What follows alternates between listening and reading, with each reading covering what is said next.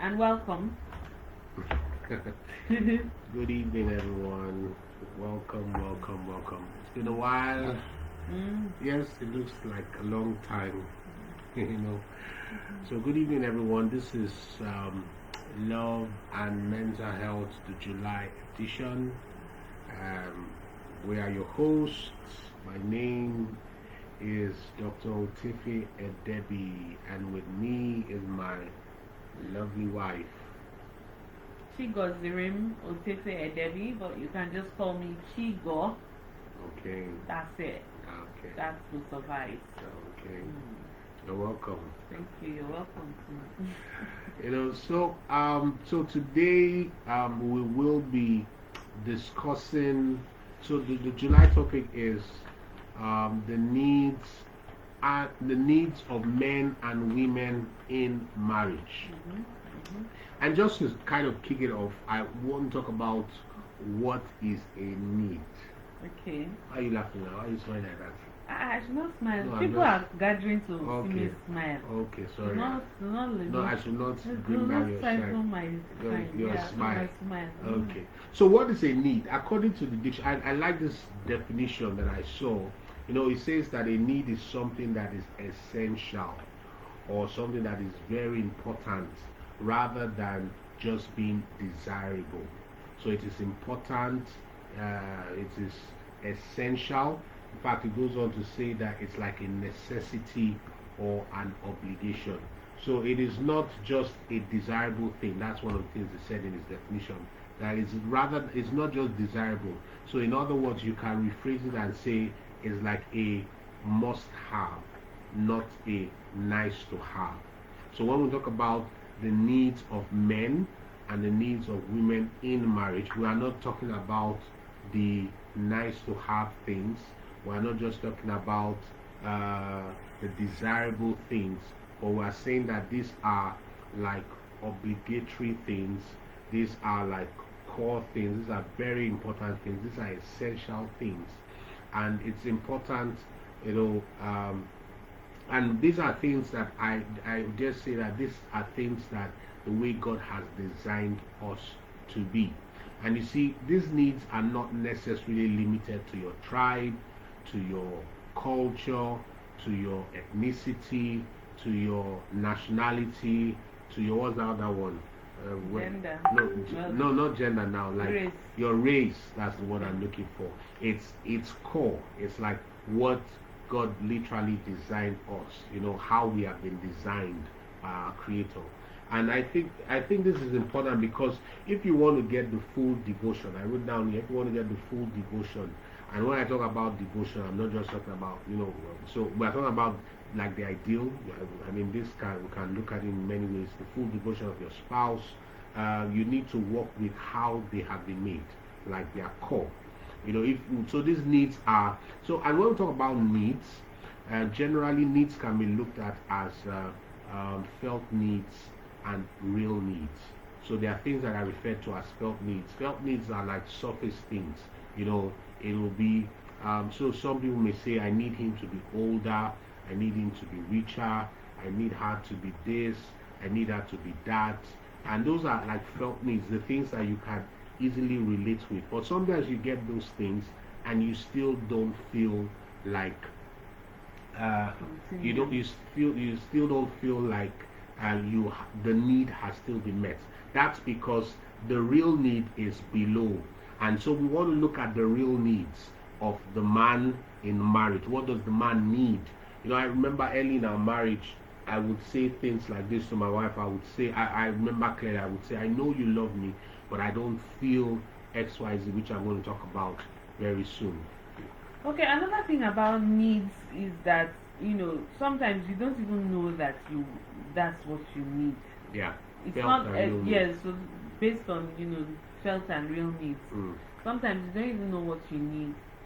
A lot of things were invented or created that humans didn't know that they needed it until the thing came, That's correct. and then you now realize that how was I even living my life without this thing? So in marriage, some people go into marriage innocently, wide-eyed, and you do not realize that some of the things that you need are missing but you feel, you realize there's a gap, but you can't even, you sometimes you can't put it into words.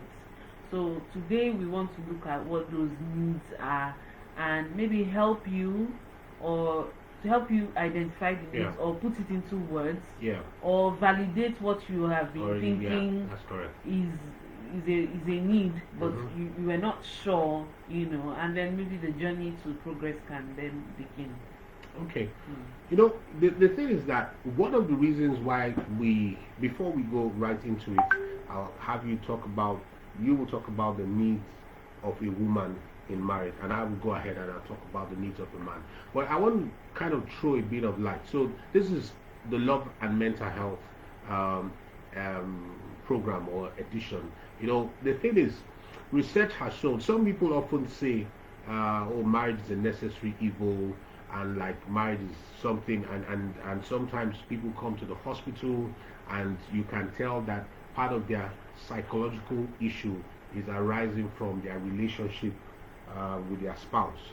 But research has again and again over the years has profoundly supported the fact that marriage has a positive impact on your mental health. I mean, it has positive impact. A good So marriage. a good marriage, even marriage in general, because they didn't really even say, but so Marriage. because why I'm saying that is that sometimes we take the few and then we begin to generalize. That's where I really want to go to. And so a good marriage has tremendous impact on your mental health. That's why this conversation is very important. So how do you have a good marriage? How do you have a great marriage? How do you have a fantastic marriage, which invariably impacts on your health? That's why we deal with all the topics that we deal with, because the more knowledgeable or the more self-aware of the ingredients that makes for a great marriage, the more you can have a great marriage and invariably have Mental yes, health. it will improve your mental health and even your And physical, productivity. your productivity, your physical health, and all of that. Yeah. So let's go right into it. Okay, so the first thing that women, so I will be taking what women need in marriage. The first thing that women need in marriage. Okay, it's in no particular order, please. I'm not saying we should put one ahead of the other. They are just a list of needs. So I'll just take the first one. The first one is leadership. Leadership. So, when, to borrow a leaf from the Bible, I mean, we've always said it here that marriage was not an idea of a man. God created marriage. Marriage is we learned about, I don't know about you, but I heard about marriage or learned about marriage from the Bible. That's where it was created. Yeah. That's where we saw it. So we will not start learning about marriage from maybe Atlas or encyclopedia Or just Hollywood or or Nollywood or Hollywood or any wood.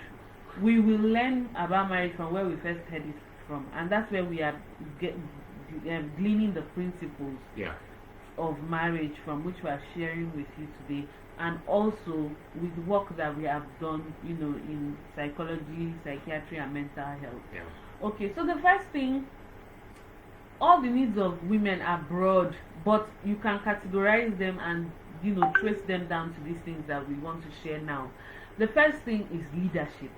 When the Bible said the man is the head, what they are saying there is the leader, is the leader. So in as much as, so there are many things involved in leadership, or let's say the head. Mm-hmm. The head, look at your head. What is in your head? In your head what is in your head? Go ahead. Okay, what's in your head? Yeah, something. Things, many things. So in your head you have the brain for thinking, you have the eyes for seeing, you have the nose, for perceiving, you have the mouth for speaking, you have the ears for hearing. And that's what leadership is about. Leadership is about vision. Leadership is about thinking. Leadership is about communication. Leadership is about sensing, perceiving, sensing things, So a leader is someone who sees and then plans and he thinks, is ahead. That does not mean that the woman is less or is not a leader. but you can't have two heads. So in anywhere that there is a headship, okay, if for those who work in organizations or run organizations, you will have the chairman, you will have the CEO. Both of them are powerful, but one must defer to the other. Yeah. And at some point in time, even the chairman, if the CEO has competence and strength in another area entirely, the chairman will defer to the CEO respectfully. So, but it's just that two of them cannot just stand at the same time as the head. There must be some, hierarchy or submission or something. So, a woman's need is for that man to be a leader and demonstrate leadership. Yeah. Is it automatic? No. Just because a man is of age and he stood before the altar or the imam or wherever and took some vows does not make him an automatic leader. Sometimes you need to develop it, you need to grow it, you need to learn it. Like any other thing, leadership can be learned. So it is a need of the woman, but the man is not. So today we are not judging. We're just highlighting them. I feel like you are speaking from a place of women are frustrated with men to provide. I'm just saying, but here it's so important. So that's the first to one. Provide leadership. Provide leadership, Yeah. and in leadership are many things. Like I said, it's about seeing, it's about communicating, it's about thinking. So when you finish thinking, you take action. Decisive action. That's what leadership is about. So if you're a man listening to me now and you do not understand, or maybe you feel that you are leading but it's not working or something, then you can learn, you can grow your leadership. And that is what a woman needs. When you say something, I will say what I wanted to say now, but I don't want to preempt something. Now, so you know what I'm going to say. I'm coming. Okay. I know you now. Okay. Okay. Then the second thing I want to say that women need is to be listened to. Women want to be heard. They want you to listen, but listening is beyond just when I'm talking, you hear with your ear. Listening is, women want attention. They want you to see them. To pay attention. To see. A woman wants to be seen and heard and observed.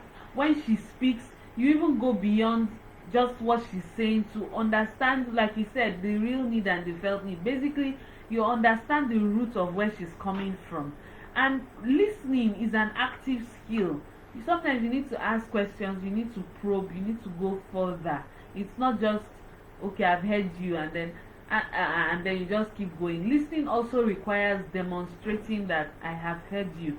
So if I say shut that door and the door is still open, you haven't demonstrated that you've heard me. But if I say shut that door and then you close the door, then you have demonstrated that you heard me. So sometimes it's not enough to just hear, or it's not enough to just hear the voice or the rumble. Sometimes you may need to take action to show that I heard you, I saw you, I paid attention to you, and I saw and I listened to you. The next thing a woman needs in marriage is love. Love is such a deep topic and such a deep word, and love is about, we've talked about love language, we've talked about loving your own spouse. The way you love me is not the way you love another woman, but it is an umbrella word and it means a lot. And so the best way we can break down love, I think my husband should help us, because I think his way is the most universal way and guideline for love. Because if I want to define love, I may wander into the land of of romance and some ambiguous perspective. But I love the way he defines love and how to love a woman. So I think you should just help us with the definition and the context of love. Okay, so like my wife said, we pull our what we call the frame of reference from the Bible, and so when we talk about love, I like to explain it from how it was explained from 1 Corinthians 13. It says that love is patient. When you love your spouse, when you love your wife, you need to demonstrate patience. It says love is kind. It says that it does not envy. So you can't be in competition. It's like sometimes some women feel as though their husband is envious of them. If you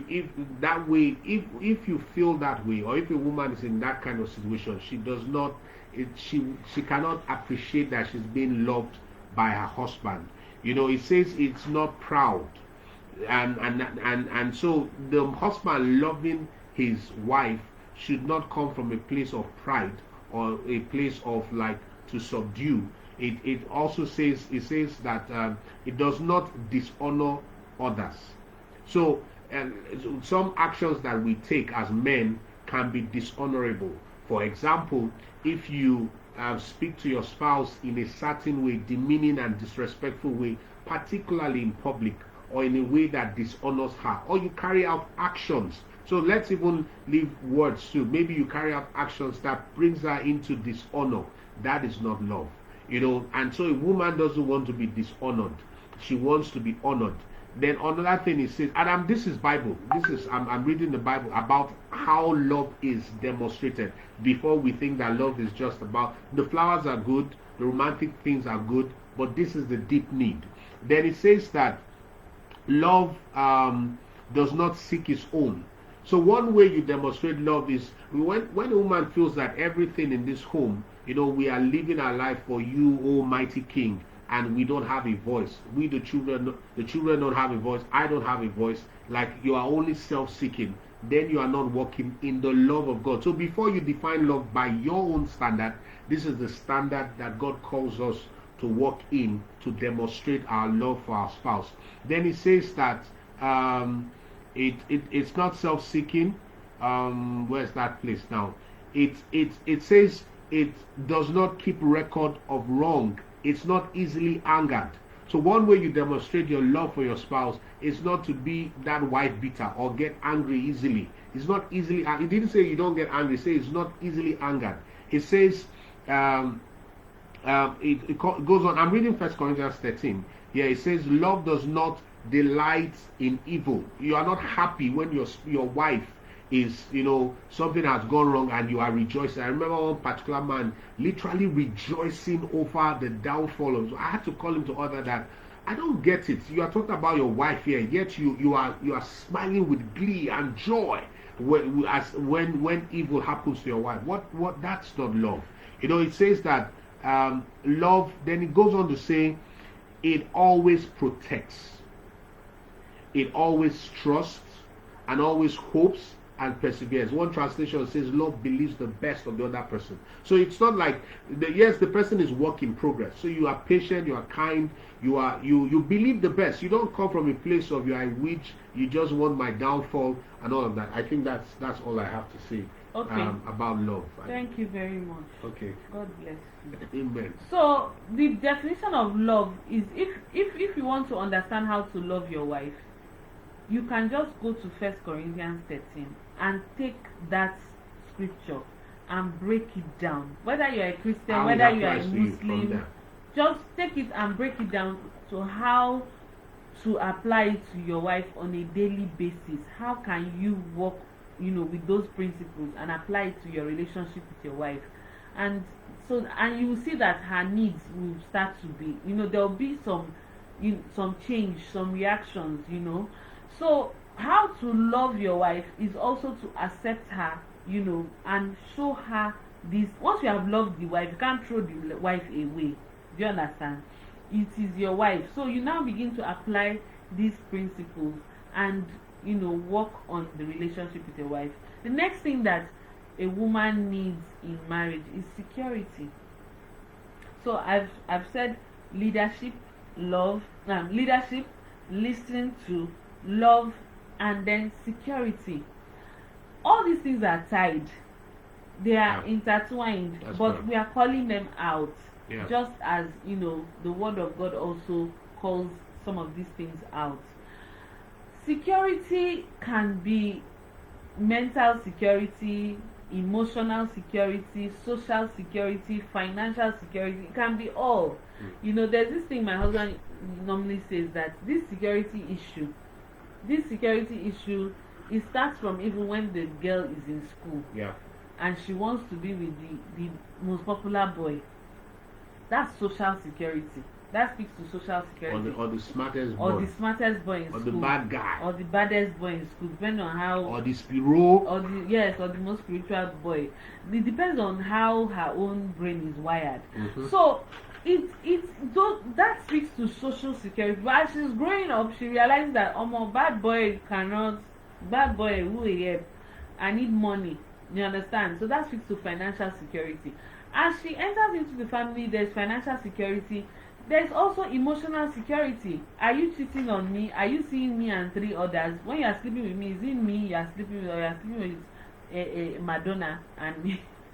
Are you sleeping with? Are you in your family? Do I have a voice?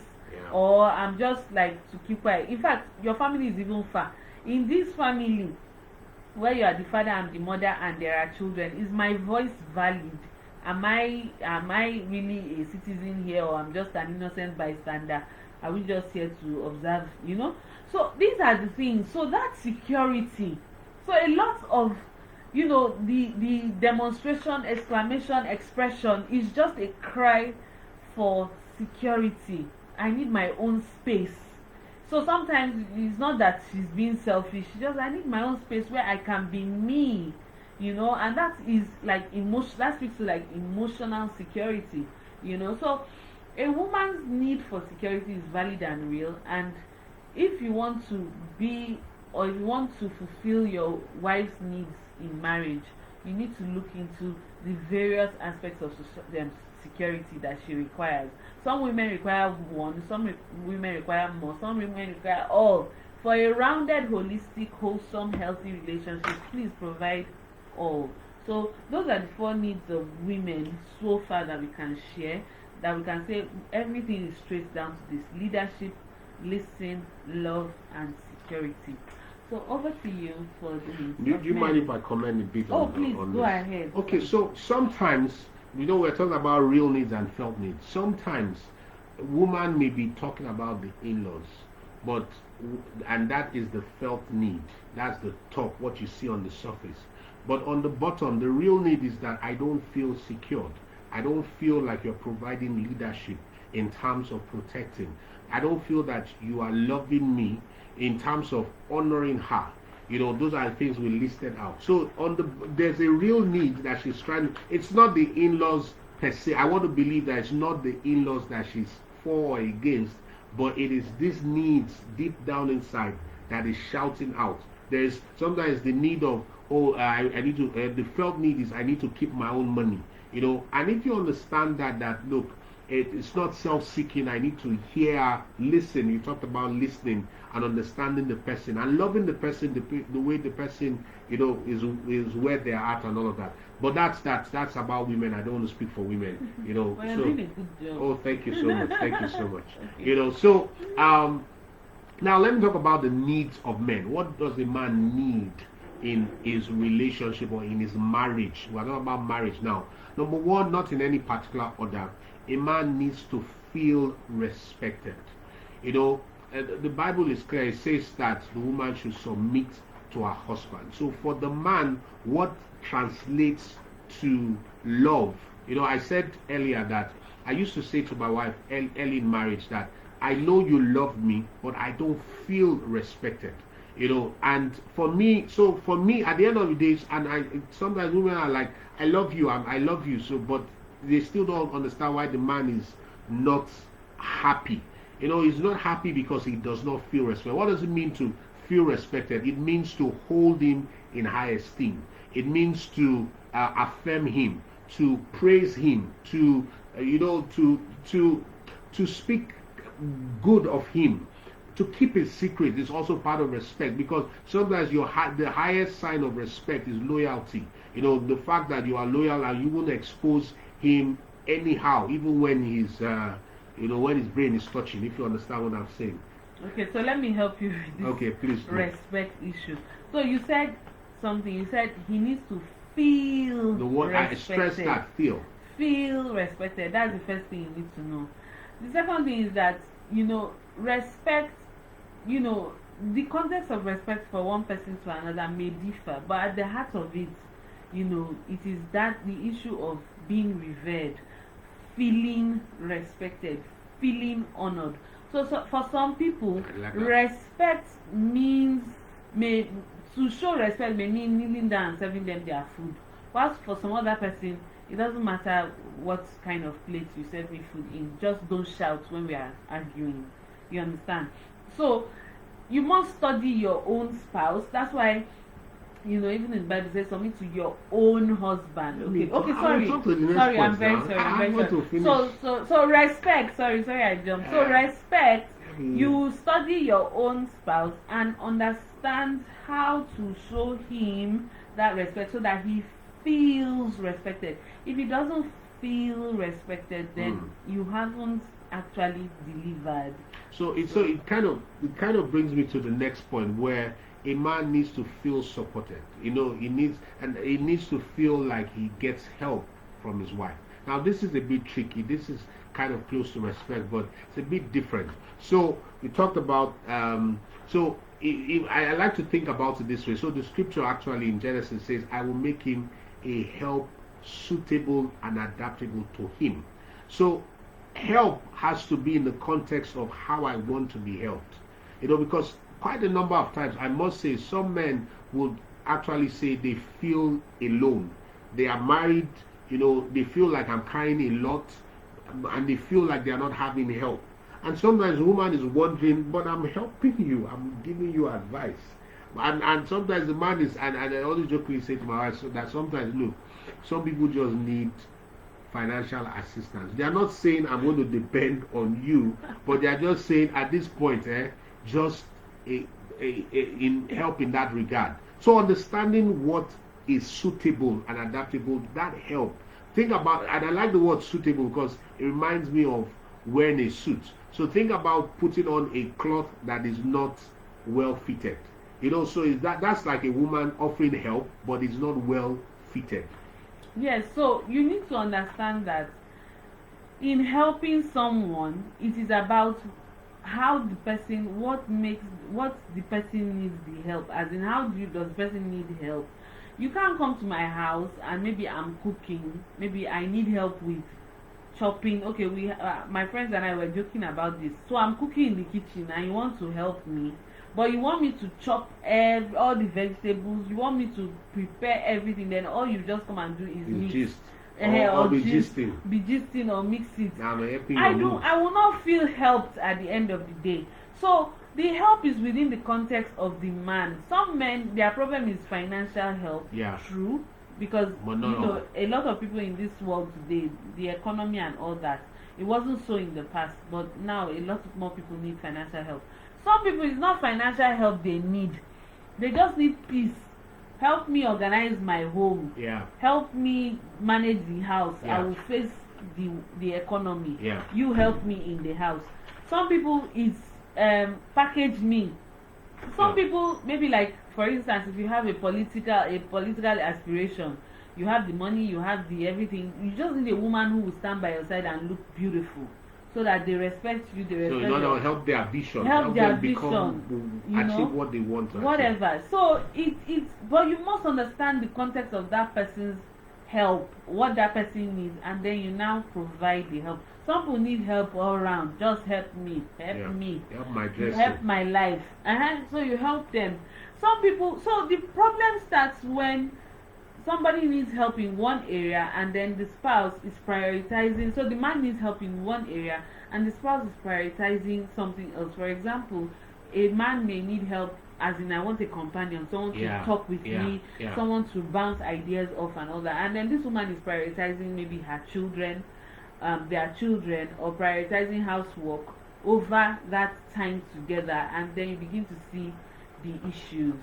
So some may need help, I need mental engagement, and then the woman is prioritizing something else. So those are where the problems come from. So you need to understand the context from which your spouse needs the help and provide that help. Very important. I like that because you just protesting about me, I love you, not just like okay. you know. So like sometimes you just need the man needs help and support in mental stimulation, like someone to literally be a management consultant to him or to him, you know. And so the man needs help. So the first thing, like I said, the man wants to feel respected.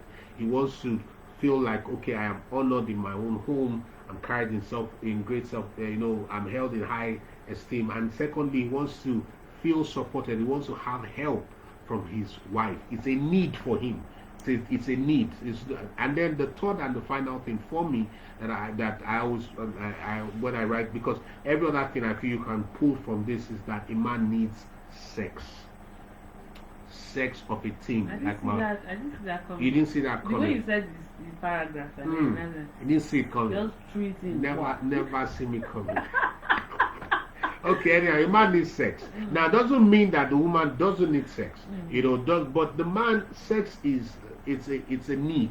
In fact, I want to read out something I put down here that I got from something I read somewhere. Something. It says that 80 to 90% of men view sex as the most important aspect of their marriage. This is a research. And it also says that according to a pool of 150 Christian married men, that 83% of them stated that they don't believe that their women understand a man's sex drive. And they explained this way. They said many women often view men's sexuality as passion without love, drive without self-control, sensuality without sensitivity. In other words, women think that men, that sex is not, yes, we may be wired differently in terms of how we connect to sex, but remember that in a Christian marriage or a Christian home or a proper marriage, whether but we are using Christian as a reference here, the thing is that it's in the context of marriage that the man can have full sexual expression without feeling any sense of guilt or anything like that. And men are sensitive. Trust me, one thing psychology has taught me in life is that we adults forget our big this thing. We are sensitive deep down inside. We are said, are men, even though men don't talk much or sometimes try to hide their this, men are sensitive. And that's why sometimes when they are rejected in sex, just the fact that they are touching you and you are doing this thing, if they touch them, when they touch them, they affect their self-esteem. It really gets to them. So, and the truth is this. Sex also improves intimacy between spouses. It does improve it. It makes them sometimes I know that because of and those are some of the things talk about love needs and all of that of the women. We often get like women struggle with the whole sex thing, especially when they are not in a good place emotionally. But trust me, connecting with your husband sexually sometimes can break a lot of that coldness that you are feeling. So your husband wants to feel desired. Yes. He wants to feel like you actually want him, and you are participating actively in the sexual activity in the marriage, and that it's not a chore for you, and he wants you to be actively involved and to desire him. Okay, so that's a need, and then of course he wants to be satisfied in the marriage. So it's a need, and whatever you can do to provide that need. So we are talking about the needs of marriage, of men and women in marriage. We're not talking about whether your spouse deserves the for you to fulfill this.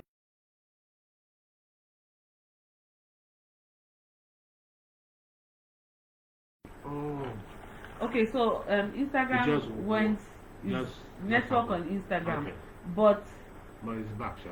Okay, network on Instagram did one kind, but we are back.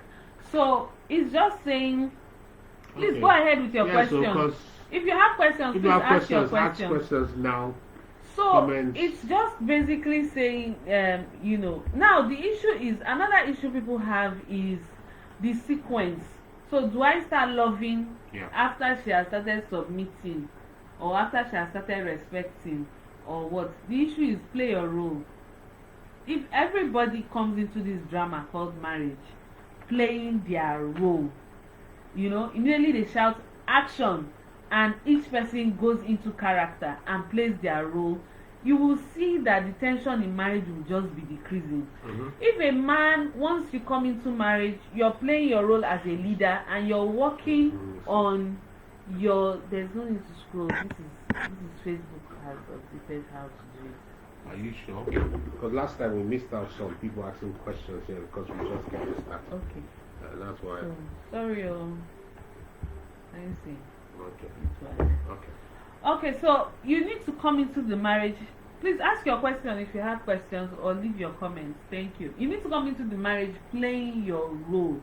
Once they shout action, you may kiss the bride, blah blah blah, we close from reception, you start to play your role. If you have challenges playing your role, you work on it, you work on building yourself. So if, for example, your role is leadership, but you notice that your wife is not respecting you, respect responds to leadership. Yeah. If you are playing your role as a leader in that marriage, as a man, you're really playing your role as the head, not head as in give me head of fish kind of head, but you're playing your role as the visionary, the eyes, the head, you're applying critical thinking strategy. You will just see the respect go up, like it will just be going up. It's natural. If you're playing your role as a lover, a true lover, according to the principles that he just shared from 1 Corinthians 13, you're applying the principles of true, pure, selfless love in your marriage. You will just see the submission go wah. As high as your love goes, the submission will go down. Like as in the submission, submission, the person will come down. As your love is increasing, the person's submission is coming down. As your leadership, as your love, yes. As you listen to your wife and you pay attention to her, as in really pay attention to her, the respect and the submission will go deeper, and the help, because the help comes from a place of gratitude. And then of course the security. If you're providing the security, all those things that the man needs, they automatically, you will get your need from your wife if you are giving her what she needs. It's just so you don't have to wait for each other. Ideally, you should just enter character, start playing your role by the second, and as you begin to play your role, you begin to see changes. So somebody is asking a question. The person says, why do a man and woman, even in a family setting, feel the need to hide their sexual desires or feelings? Why? Well, I think it's because, like I said, one thing I've come to understand is that we are all sensitive. We often try to look tough, but deep down inside we are sensitive.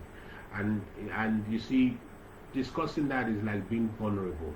And it's important that in marriage you keep working at being comfortable with being vulnerable with each other. I often say that it is easier to be physically naked than to be emotionally naked. And it's in the little things that leads to emotional vulnerability. So it's not usually the big things. It's not shouting, tell me. If I tell you something and then you take it lightly, or then next time I would struggle with, telling you my true deep feelings. And sometimes too, people don't even really know where they are at.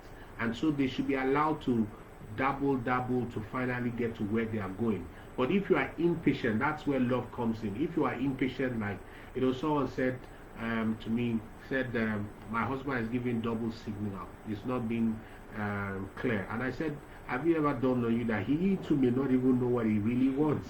But if you allow for the process, you will eventually get clarity. And when you get clarity, you work together better.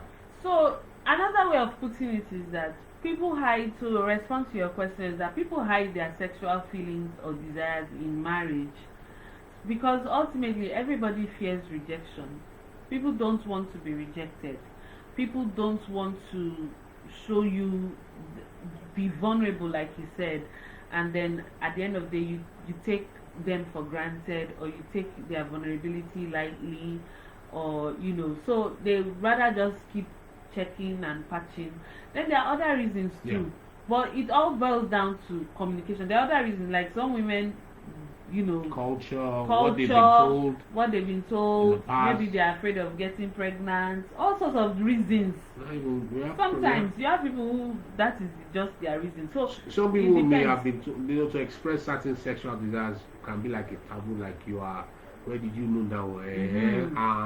That's where the rejection rejection comes and in, fear or and the, and sensitivity, says but- today I want us to hang from experiment with hanging from the Yeah. fan, Okay. and then you are like, Where did you sit down? sisters, where did you learn hanging from fans Are you a from? virgin? Hey, I'm you just are joking. corrupt. You are And corrupt. all that. The next day she won't Oh, tell yes. you. She won't tell you anything. Okay. And the same for the man as well. So we need to create an environment in our marriages where our spouse can be naked and not ashamed. That's the key. to- That's the key word. Yes. Working towards that, because we actually literally fell from that, but we have to walk back, because that is the ideal. I should be naked. I should be vulnerable. She should be vulnerable with me. But it's something. It's work in progress. Something you work at, and then you reap the benefits. You can choose to say, I'm not going to be vulnerable, and then you stay where you get the benefits of not being vulnerable. But you can also choose to be vulnerable. It's a risk, but then it is beautiful at the end. Yeah. So it's the needs is like when you give, then you are given. So when they say marriage is give and take. So you give, you each party must come into marriage ready to give of themselves in these various ways. You can't come into marriage wanting to take, Yeah. and Love you're is not. giving. Yes, love is giving. So you have to. So the woman is supposed to bring her own her provision to the needs of the man, and then the man is supposed to bring his own provision, and everybody will meet each other's needs. So when you start to see problems or tension, one person's need is not being fulfilled. And if you can look at these principles and try to trace, okay, where is this person, where may I be missing it perhaps, or you can work on communicating better, because if you can both have this information, then you can just communicate easily. I don't feel secure. So as a woman, you can just tell him, I don't feel secure. And then he'll be like, okay, in what way do you not feel secure? And that's where growing your skills. So marriage is, the problem today is that a lot of people, if you're doing business, they tell you to do business school. I see people attending seminar upon seminar, Instagram upon Instagram on business and so on and so forth.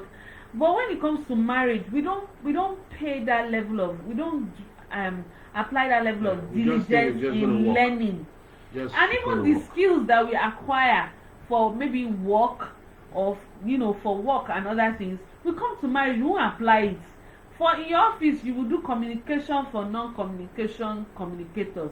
You will do the training, you will do that, you will do that. When you come home, you won't apply those principles. You will say, this is how I am, I beg, I don't like to talk. In your office, you work on talking. So they say in meetings, when you are in a meeting, you raise your hand, even if you don't have anything to say. You just make your voice heard, blah blah blah. It will aid visibility. You come into your home in your marriage and you won't talk. Meanwhile, your spouse is begging for you to communicate and engage. So it's not as if marriage is a place where you do not improve, or you should be accepted with your flaws and all. That's good. But that's like a basic. That's like, would I say, primary one. To move to the next stage, you must be interested in growing so that you can meet your spouse's need. And that's why some people are wonderful. They are suitable at the beginning, and then as they both begin to grow, they grow apart. So you must be conscious of what your spouse needs, and then you grow your ability to meet and supply your spouse's need. So once you see that friction in your marriage, you know that something is wrong somewhere, and take responsibility. Yeah, very important. So you see, when you notice the friction and it's not going well, it's not necessarily an indication that you need a new marriage. It's working on these things. So guys, let me just drop this. So she talked about women need us to lead, and leadership is said to be a journey. Leadership is not like a destination. So, and there are various levels of leadership. So, and some would say there's something called positional leadership. So when you start out as a husband, by virtue of the scripture, not just culture, you are the head of the home. But to come into your full potential, you need to grow. You need to be better. So I used to say that I didn't feel respected, but I also knew that I had to grow. I had to listen more. I had to honor her. I had to respect her. I had to love her in her own love language. I had to be that support.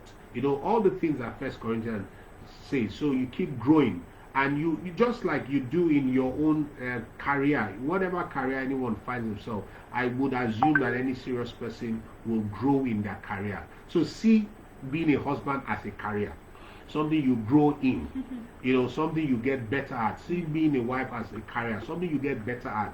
If you go into a job and they say, okay, go for training, you say no, go for this, and you want us to be promoting you. Yes. You want to still remain our husband in the next year. No, I pray that you have failed.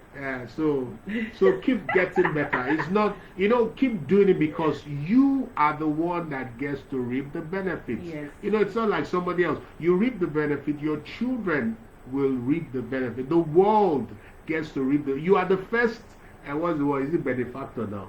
You are the first person to enjoy that's this thing. So I would really say that to guys, let's keep growing our leadership, kept being I mean, it's, and then women, so like she said, it's really not about who does what first, because many times you say, oh, I will only submit when he provides good leadership. No, it's not that. It's not.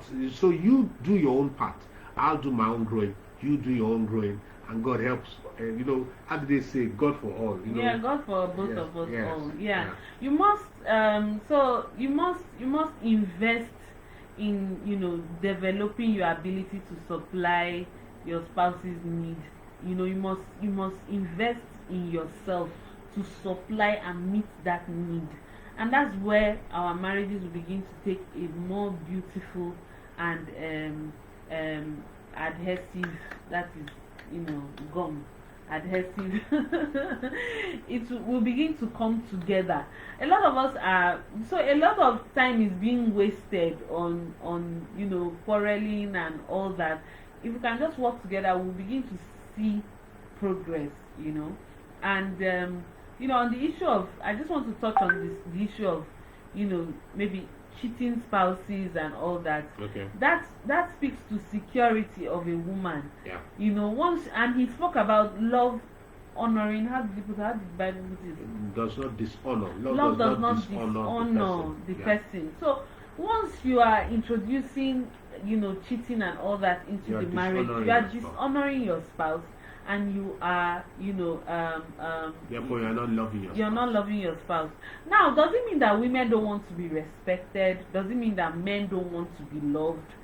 We said these things are need. What we are saying is, if you take two people and the woman, because the expression of respect is even in love, but for men it's not about. So what we are saying is, if you bring a girl from a village or from wherever, and she shows a man love, and she respect, and she submits to the man, and she helps the man in the way he wants to be helped, we're saying that marriage will work.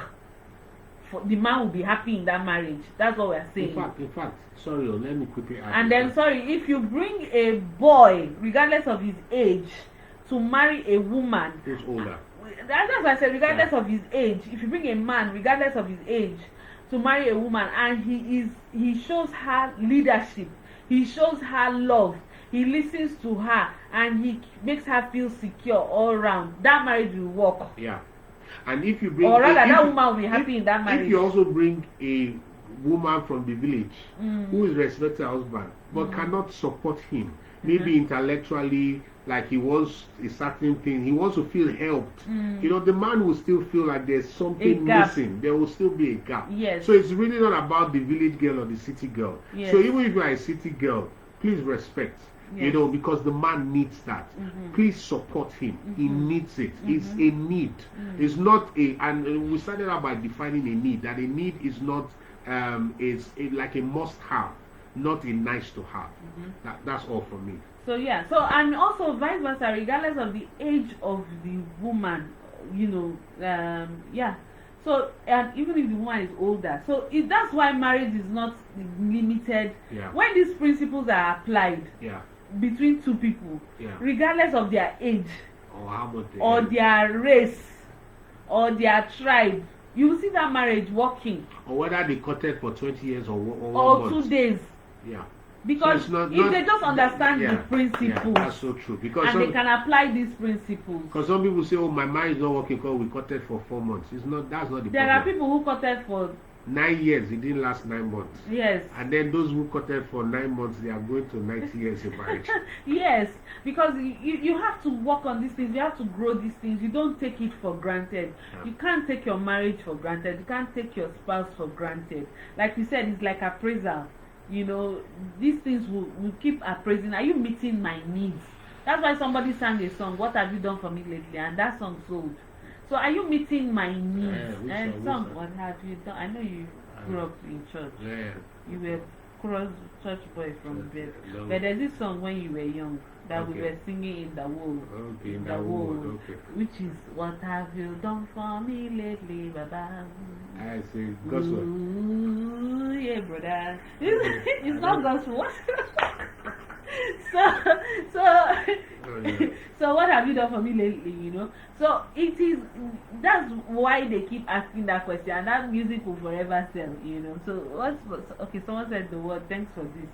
So we hope that our time is, you know, almost spent, but Yeah. we hope that you can go and apply these principles. So what we have shared are generic principles, but as you begin to apply them, so the thing about principles is they work anywhere when you apply them. If you throw something up in China, it must surely fall down. Yeah. If you throw it up in Yugoslavia, it must surely fall down. It's only in outer space that you throw something up, then it may still be suspended in the air. Yeah. So, but we are here on earth. So if you apply these principles to your marriage, regardless of who you are married Both to, of you, please. Both of you. Very important. Both but of what do you. you do? So before we go quickly, let's answer this question. What do you do if you are doing this and then your spouse, because maybe they are not exposed to this information, they are not responding? That was just for another day. Maybe we'll look into that. So how do you have? Because I think that's a conversation that'll be good to have. Because Yeah. sometimes people, one party is doing all the work, and the other one is not doing so much. You know, you are doing all these learnings, you are doing all your parts, you are leading, you are, let me speak for the man, you are leading and you are loving and you are listening, but the other person is not respecting you, is not submitting to you, is not providing and all of that. What do you do in that kind of situation? What I can say is that you are not the first person. Jesus himself passed through all that. You keep doing your part. You I keep think doing your that's a part. major thing. I think Sorry, the I'm only laughing. thing I would leave is that you keep doing your own part, because it's still not an excuse to say. You see, sometimes it's like a seed you are sowing. The more you do your own part, sometimes, not all the time, but trust me, sometimes it will cost the other person. You will not lose. What I would tell you, as someone who in my marriage I have sown, and there were times that it looked like I was just on my own. Yeah. There were times that thank you. There were times that I was just sowing. What I can tell you is, it will work for you. Sometimes where you reap, where you sow, where you sow, you may not reap it the way you are expecting it. You understand? There are times that God has comforted me through, external forces. Let me put it like that. To encourage me to forge ahead and pursue. And at the end of the day, it all worked out. So there's a scripture that I always hold. Okay, when your obedience is complete, the Lord will avenge all when you're obedient. disobedience. So you keep doing You what keep doing what you Yeah. need to do. Keep God doing. is faithful. keep doing. God is faithful. The way you are expecting the harvest, or the benefits of what you are sowing, it may not come the way you're thinking, but it will surely come. Yeah. God is faithful. Yeah. So, and God is the one who designed marriage. Yeah. And we always say God is the third party in marriage. So you keep doing your part, and you will surely reap what you have sown. Do Thank not you. be discouraged. Thank you so much for joining us. Thank you so much. We see so many people coming on. Thank you so much. God bless you. Thank you for all the encouragement. Yes, thank you for all the encouragement. Thank you for the feedbacks. Thank you for the questions. Mhm. I would encourage some of us, I mean everyone, some of us, you could go back. It's going to, we'll keep this video up on our Facebook page. That's Chigozie Motefe Debbie Facebook page, and then on my Instagram handle, that's on my Instagram page, that's I am PDoc. It will be there. That way you can watch it again, and I'm sure you will pick up one or two things. Just talking about it, the truth is that just talking about it with each other actually gives even us better insight. And so Yes. you are the first beneficiary. I can't stress that enough. You are the first person to reap from this. Yes. When you not only hear, but when you do them. Honestly, anything you put into your marriage, you will benefit. Anything you sincerely put into your marriage, you will benefit from it. Eventually, it will come back to you. You are the first beneficiary. So do not be weary. As we always say, marriage is a beautiful thing, a beautiful place. Marriage is sweet. Do not be discouraged, and do not, set your eyes on the negative. On the negative thing. Yeah, you need to tell your market. It also contributes to your mental health positively when you are investing in your marriage and your relationship. Okay. Yeah. That's a wrap. All right. Thank you so much for listening. Thank you for all the positive feedback. See you next month. Yes. Month of August, second Thursday. Is it second or third? No, Okay, second Thursday of every month. On love and mental health. I just want to use this opportunity to appreciate your consistency. I not consistent. Oh, you are consistent something. I'm consistent. No, let's not. Yes, you are consistent. You're I'm consistent. consistent supporting you. This is really like your idea. I'm just like. Okay, thank you. But thank you. So thank you for this support, because Yeah. sometimes, like, the way you just bring it, I'm like, you don't even, by now, if it's only me. It is well, Okay, thank you. Yes, Well done. Yeah, thank All you. right, thank you all for also consistently tuning in. Yeah, Please really continue. do. Yes, Thank you. Thank you so much. I Thank appreciate you. it. Thank God you. bless Thank you. We now have to go. Bye-bye. Bye bye. God bless you. Bye.